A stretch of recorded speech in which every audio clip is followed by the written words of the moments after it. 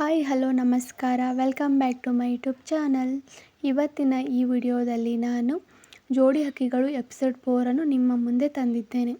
ಖುಷಿ ಆಫೀಸ್ಗೆ ಹೋಗಿ ಹೆಡ್ ಮಾಸ್ಟರ್ ಹತ್ತಿರ ತನಗೆ ಸ್ಟಡಿಯಲ್ಲಿ ಇದ್ದ ಡೌಟ್ಸ್ಗಳನ್ನು ಕೇಳಿ ಅವರಿಂದ ಉತ್ತರ ಪಡೆದು ಅವರಿಗೆ ಕೂಡ ಸಹಾಯ ಮಾಡಿ ಮತ್ತೆ ತರಗತಿಗೆ ಹೋಗುತ್ತಾಳೆ. ಸಿದ್ಧಾರ್ಥ್ ಇನ್ನೂ ಕ್ಲಾಸಲ್ಲಿ ಇದ್ದಿದ್ದರಿಂದ ಖುಷಿ ಸಿದ್ಧಾರ್ಥನ ಅನುಮತಿ ಪಡೆದು ಒಳಗೆ ಹೋಗುತ್ತಾಳೆ. ಸಿದ್ಧಾರ್ಥ್ ಬೋರ್ಡ್ ಮೇಲೆ ಲೆಕ್ಕಗಳನ್ನು ಹಾಕಿ ಯಾರು ಮಾಡ್ತೀರಾ ಎಂದು ಕೇಳಿದಾಗ ಯಾರೂ ಕೈ ಎತ್ತದೇ ಹೋದಾಗ ಸಿದ್ಧಾರ್ಥ್ಗೆ ಕೋಪ ಬಂದು ಎಲ್ಲರನ್ನೂ ಎದ್ದು ನಿಲ್ಲಿಸಿ ಶಿಕ್ಷೆ ಕೊಡುತ್ತಾನೆ. ಖುಷಿಗೆ ಆ ಲೆಕ್ಕ ಮಾಡಲು ಗೊತ್ತಿದ್ದರೂ ಕೂಡ ಅವಳು ಕೈ ಎತ್ತಲಿಲ್ಲ.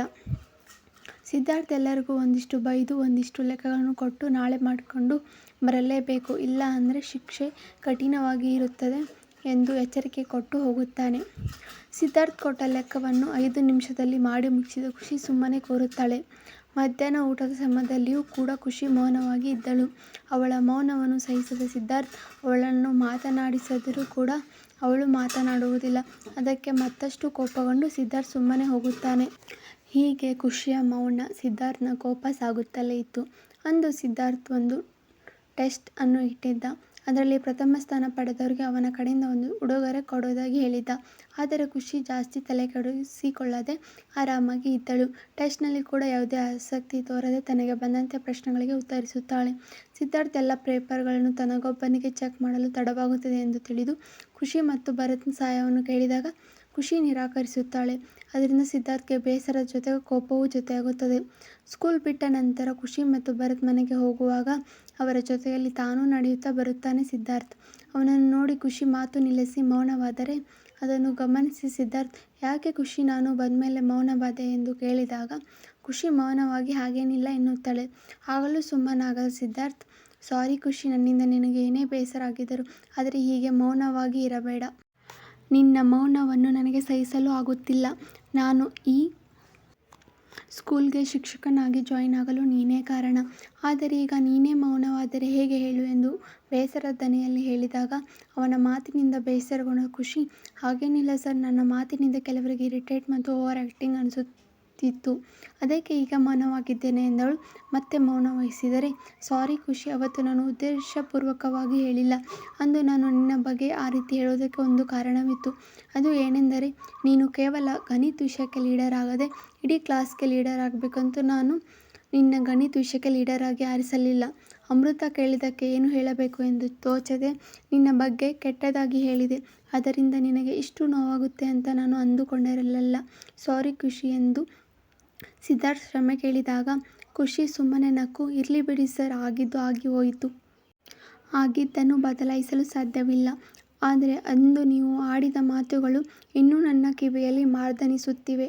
ನೀವು ಈಗ ಕ್ಷಮಿಸು ಅಂತ ಸುಲಭವಾಗಿ ಕೇಳಬಹುದು, ಆದರೆ ಆ ನೋವು ನನಗೆ ಮಾತ್ರ ಗೊತ್ತು ಎಂದು ಕಣ್ತುಂಬಿಕೊಂಡು ಹೇಳಿ ಹೋಗುತ್ತಾಳೆ. ಸಿದ್ಧಾರ್ಥ್ಗೆ ಖುಷಿಯ ಮಾತಿನಿಂದ ಬೇಸರವಾಗಿ ಅವನು ಕೂಡ ಮೌನ ವಹಿಸುತ್ತಾನೆ. ರಾತ್ರಿ ಊಟದ ನಂತರ ಖುಷಿ ಭರತ್ನ ಜೊತೆಯಲ್ಲಿ ಸಿದ್ಧಾರ್ಥ್ನ ರೂಮಿಗೆ ಹೋಗಿ ಪೇಪರ್ಗಳನ್ನು ಮೌನವಾಗಿ ಚೆಕ್ ಮಾಡಿ ಬರುತ್ತಾಳೆ.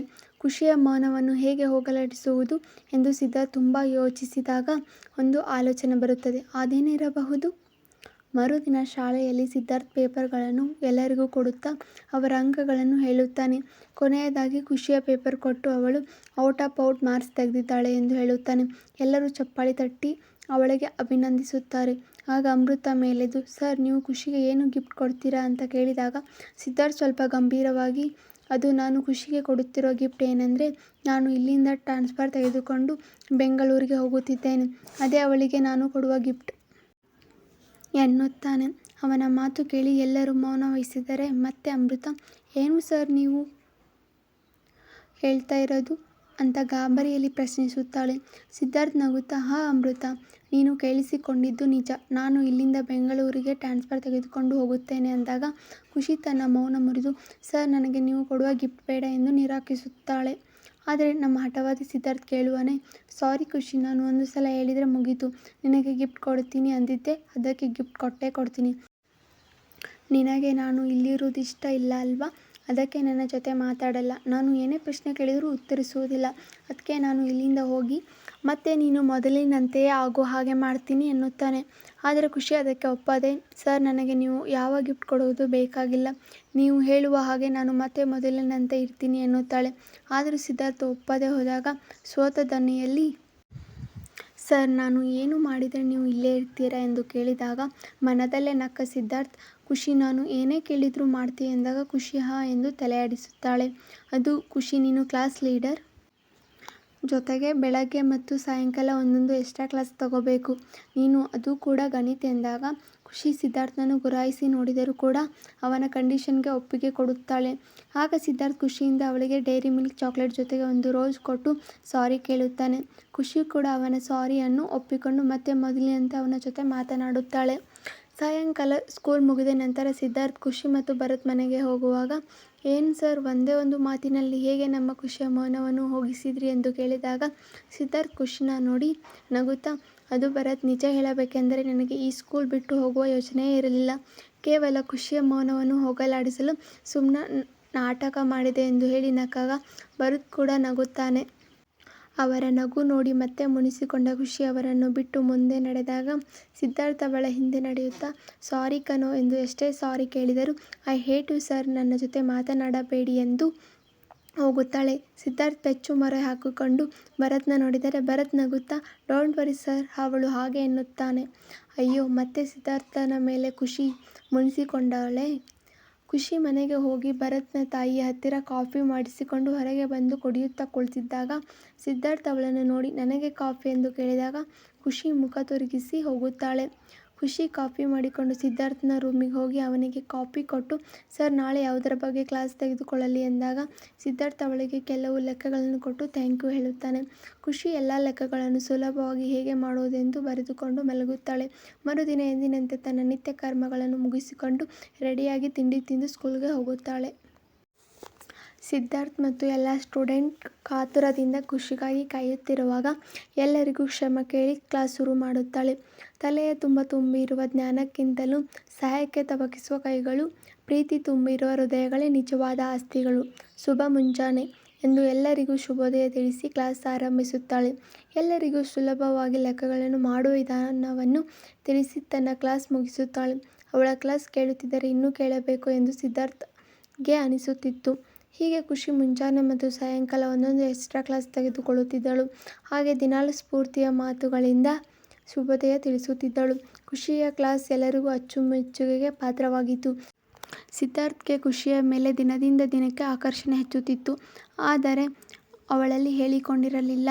ಒಂದು ದಿನ ಇಬ್ಬರು ಸ್ಕೂಲ್ ಗಾರ್ಡನ್ನಲ್ಲಿ ಕುಳಿತಿರುವಾಗ ಖುಷಿ ನಿನಗೆ ಜೀವನದಲ್ಲಿ ಗುರಿ ಏನು ಎಂದು ಸಿದ್ಧಾರ್ಥ್ ಕೇಳಿದಾಗ ಸರ್ ಅಂಥ ದೊಡ್ಡ ಆಸೆ ಏನಿಲ್ಲ, ಜಸ್ಟ್ ಒಂದು ಒಳ್ಳೆಯ ಕಂಪನಿಯಲ್ಲಿ CEO ಆಗಬೇಕು ಎಂಬುದು ನನ್ನ ಆಸೆ ಎನ್ನುತ್ತಾಳೆ. ಅವಳನ್ನು ನೋಡಿ ಸಿದ್ಧಾರ್ಥ್ ಮನದಲ್ಲಿ ಒಳ್ಳೆಯ ಗುರಿಯನ್ನೇ ಹೊಂದಿದ್ದಾಳೆ ಅಂದುಕೊಳ್ಳುತ್ತಾನೆ. ಗುಡ್ ಖುಷಿ, ಮತ್ತು ಮದುವೆ ಬಗ್ಗೆ ನಿನ್ನ ಒಪಿನಿಯನ್ ಏನು ಎಂದು ಕೇಳಿದಾಗ ಸರ್ ಮದುವೆ ಎನ್ನುವುದು ಕೇವಲ 3 ಅಕ್ಷರದ ಪದವಲ್ಲ, ಅದು ಒಂದು ಹೆಣ್ಣಿನ ಜೀವನದಲ್ಲಿ ಪ್ರಮುಖ ಘಟ್ಟ ಅಂದರೂ ತಪ್ಪಿಲ್ಲ ಎನ್ನುತ್ತಾಳೆ.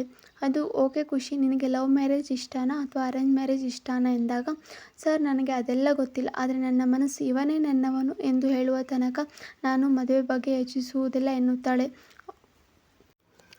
ಅವಳ ಮಾತಿಗೆ ಅಂದವನು ಖುಷಿ ನಿನ್ನ ಹುಡುಗ ಹೇಗಿರಬೇಕು ಎಂದು ತನ್ನ ಮನದಾಳದ ಪ್ರಶ್ನೆಯನ್ನು ಅವಳ ಮುಂದೆ ಇಡುತ್ತಾನೆ. ಖುಷಿಯ ಉತ್ತರವೇನು? ಮುಂದುವರಿಯುವುದು. ಎಂದಿನಂತೆ ಪ್ರೋತ್ಸಾಹದ ನಿರೀಕ್ಷೆಯಲ್ಲಿ. ಈ ವಿಡಿಯೋ ನಿಮಗೆ ಇಷ್ಟವಾದಲ್ಲಿ ಲೈಕ್ ಮಾಡಿ, ಶೇರ್ ಮಾಡಿ, ಸಬ್ಸ್ಕ್ರೈಬ್ ಮಾಡಿ. Thank you.